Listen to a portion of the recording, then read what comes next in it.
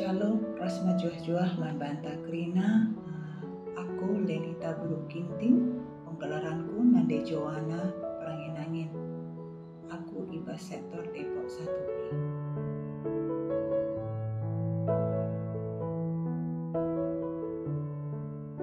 Sedikit ku ceritakan pengalaman kami sekeluarga kehilangan itu ketika Karo Ies, Nandenia Milala, maksudku Nora Emeritus Nandenia Milala meninggal karena COVID-19 tanggal 25 Agustus 2021. Waktu itu kami semua, kebetulan kami ada 2 rumah, kami semua positif COVID. Awalnya dari aku, lalu Bapak Ies.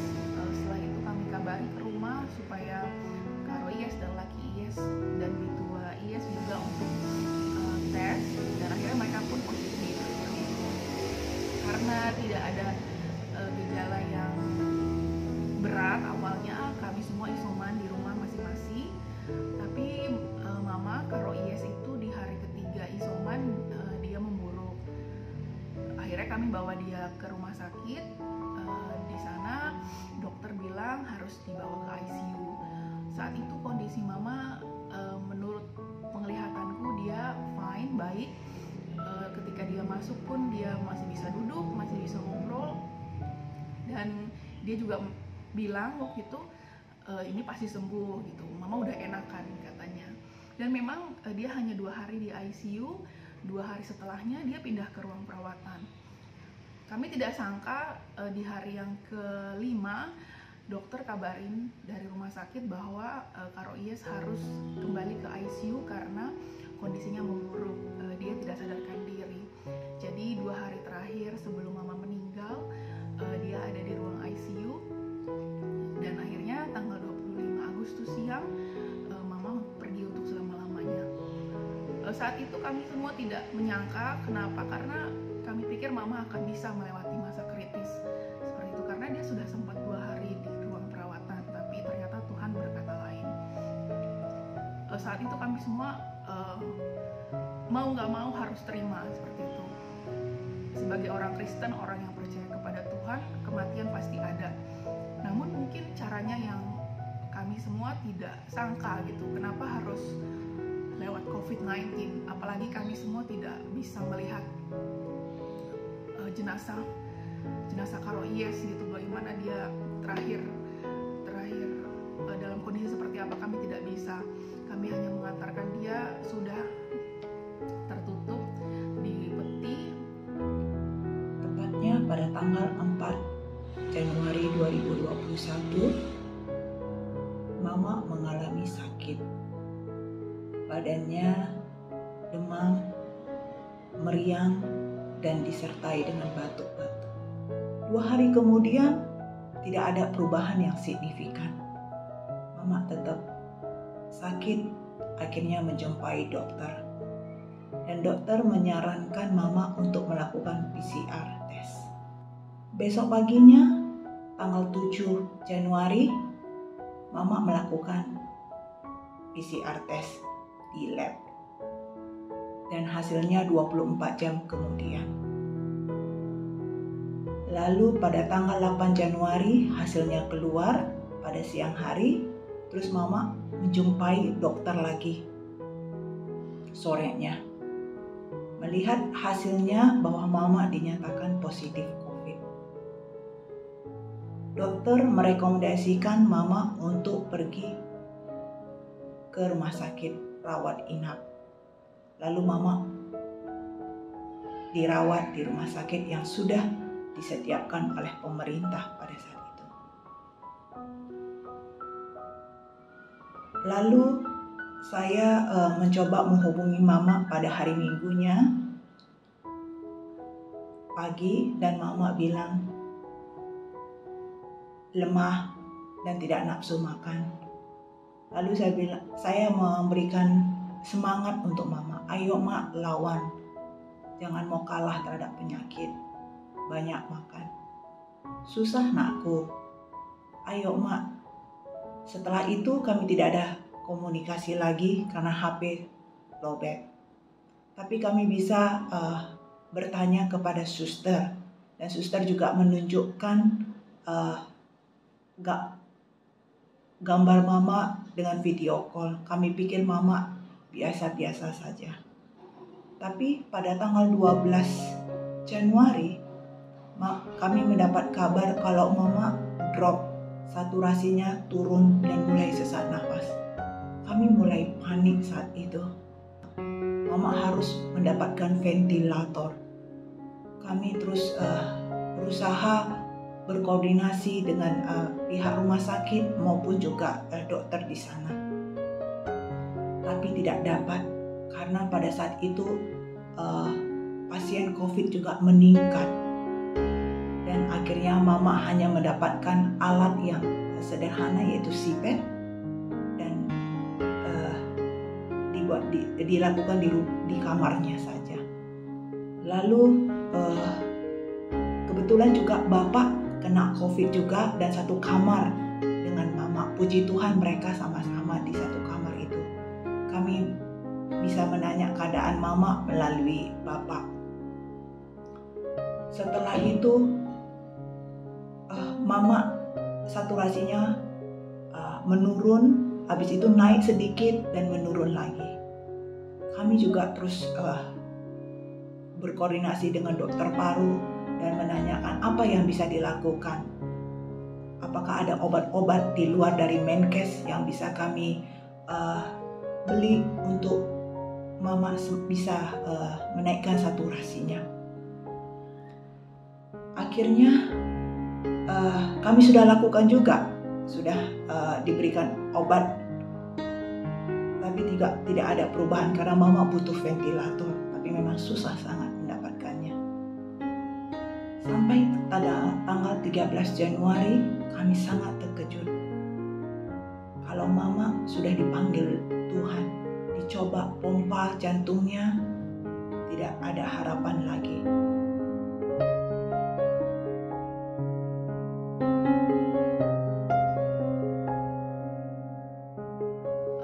Hari-hari pertama kehilangan mama jelas sangat sedih, sangat merasa berat seperti itu, apalagi begitu masa-masa COVID yang sangat-sangat parah sehingga tidak banyak keluarga yang berani datang ke rumah, hanya menelpon, memberikan penguatan.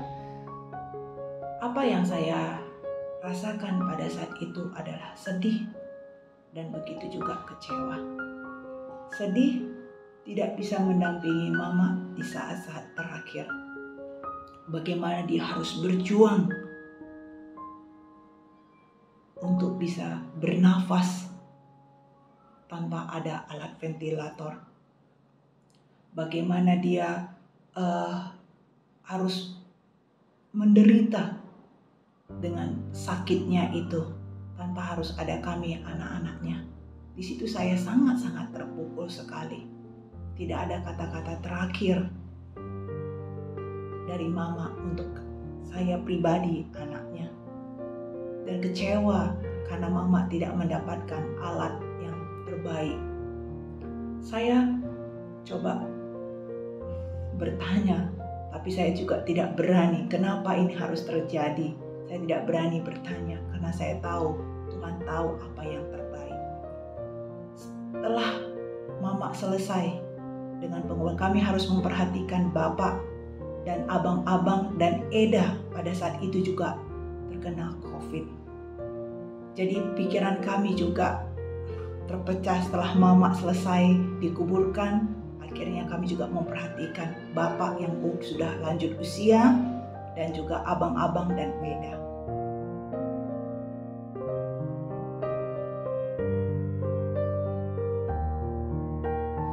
Aku secara pribadi bersyukur karena ada penguatan dari keluarga dan juga teman, dan mereka menguatkan bahwa kematian adalah milik Tuhan, seperti itu. Kematian dan hidup adalah milik Tuhan.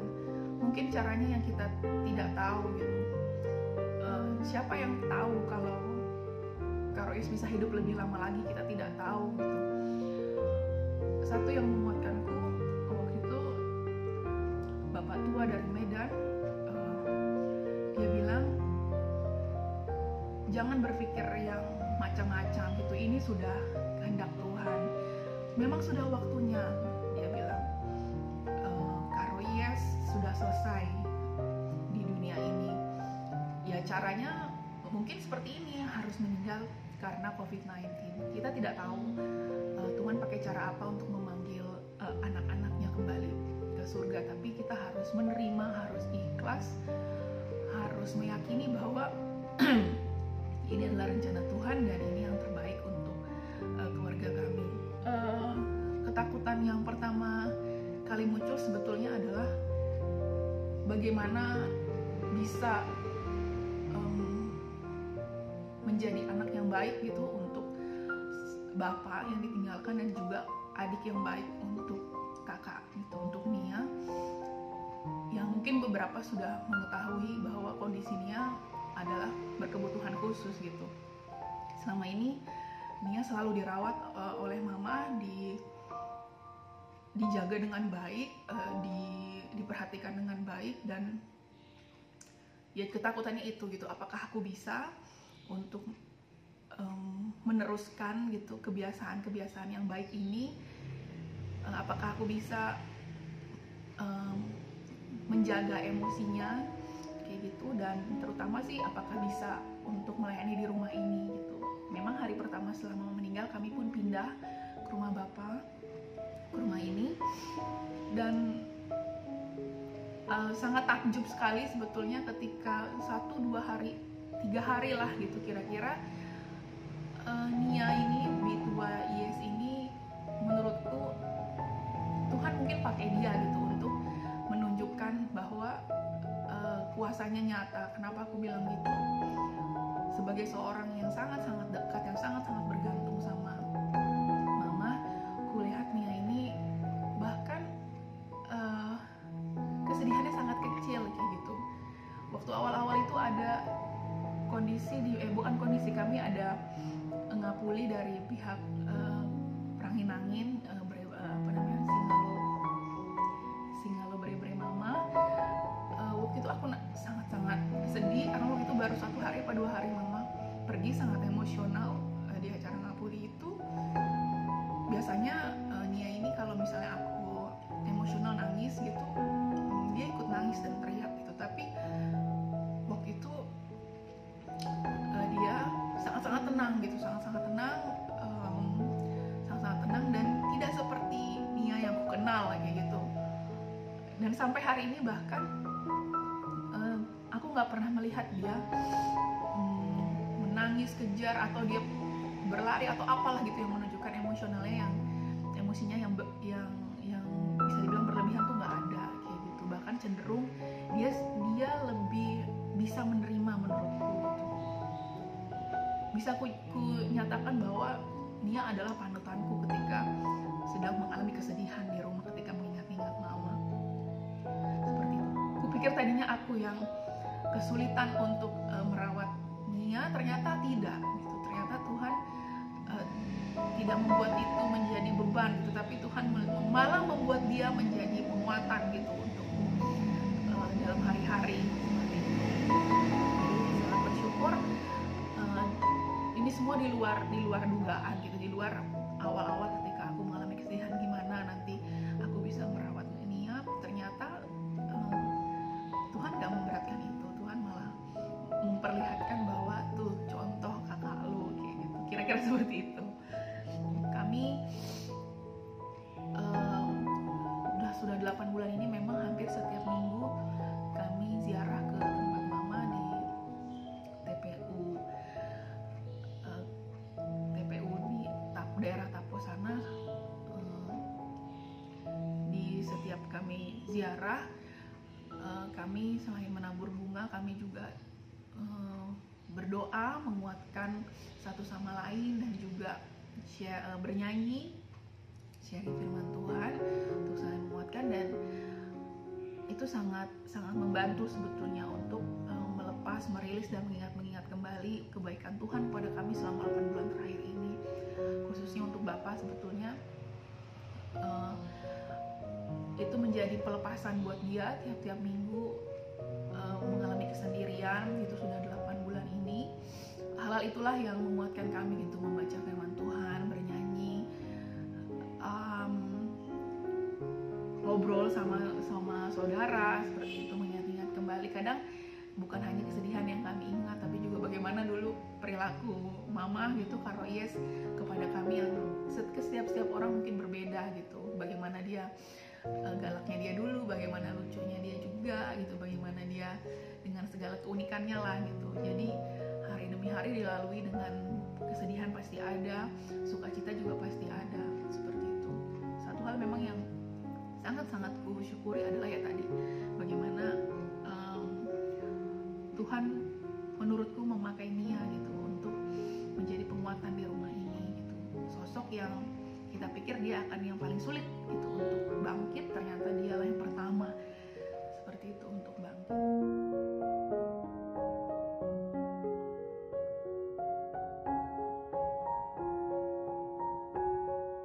Ini adalah kehilangan pertama aku terbesar seperti itu, tapi mari yakini bahwa Allah bekerja gitu. Allah mengasihi anak-anaknya dan Tuhan tidak meninggalkan kita, bahkan sekalipun kita sedang berada dalam dosa, Tuhan tidak tinggalkan gitu. Kadang aku juga suka malu sendiri gitu, tidak baca Alkitab, tidak berdoa gitu, tapi ternyata Tuhan banyak pakai hal itu untuk menyatakan kuasanya seperti itu. Dan itu pula yang akhirnya membuat kita terus mengingat, Tuhan kok baik banget gitu, gue ini siapa gitu, kok Tuhan kok sedemikian mengingat aku seperti itu, mengingat keluarga ini. Jemaat yang sedang mengalami kehilangan, aku berdoa, aku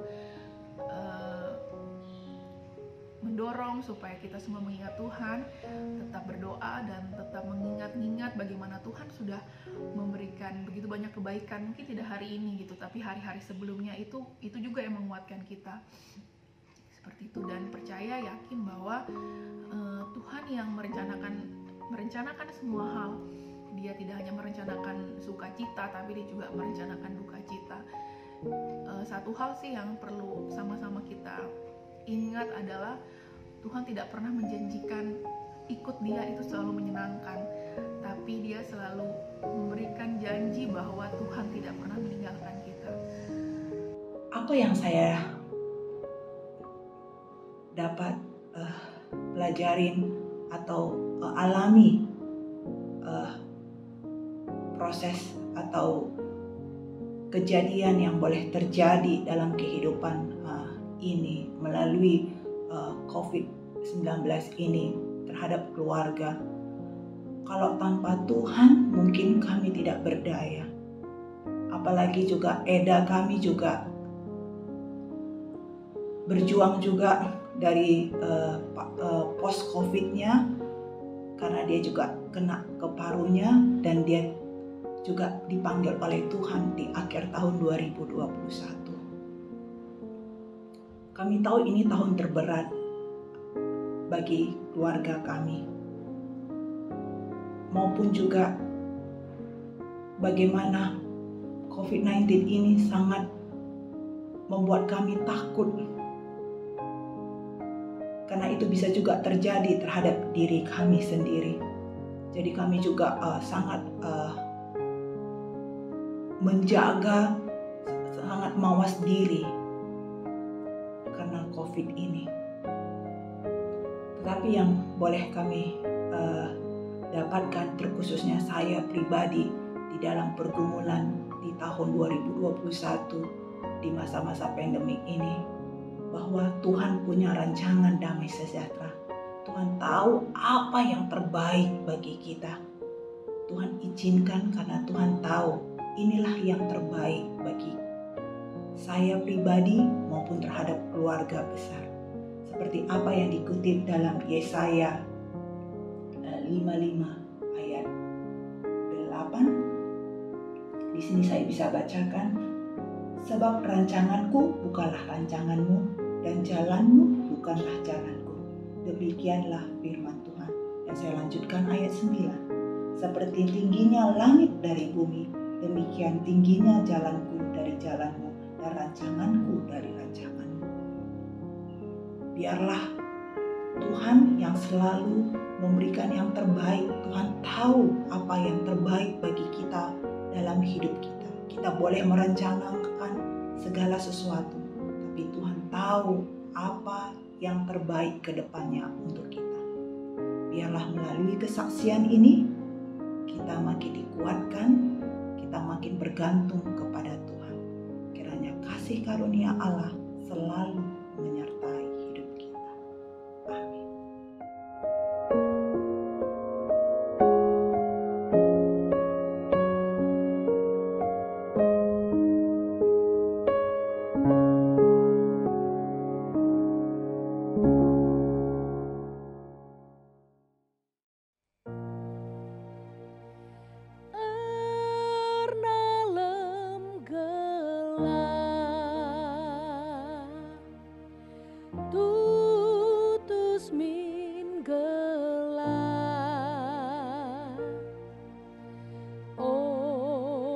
Yesusku, bahan aku erna lem gelap.